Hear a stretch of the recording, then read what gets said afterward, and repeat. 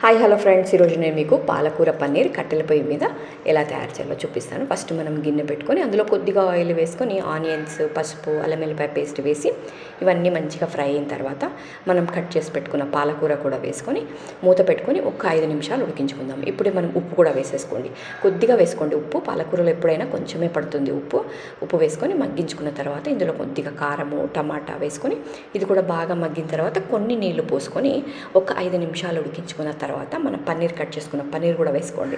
ఇది వేసుకున్న తర్వాత కొంచెం కొబ్బరి, కొంచెం గరం మసాలా కూడా వేసుకొని ఇంకొక 2 నిమిషాలు ఉడికించుకుంటే మన పాలకూర పన్నీర్ రెడీ అయిపోతుంది. చాలా టేస్టీగా ఉంటుందండి. ఎందుకంటే మనం కట్టెల పొయ్యి మీద చేసాము, అది కూడా మనకి పల్లెటూర్లలో ఆకుకూరలు అనేవి ఫ్రెష్గా దొరుకుతాయి కాబట్టి టేస్ట్ అనేది అద్భుతంగా ఉంటుంది. డెఫినెట్గా ట్రై చేయండి. మరిన్ని వీడియోస్ కోసం మీరు నా ఛానల్ని సబ్స్క్రైబ్ చేసుకోకుండా చూస్తుంటే తప్పకుండా సబ్స్క్రైబ్ చేసుకోండి.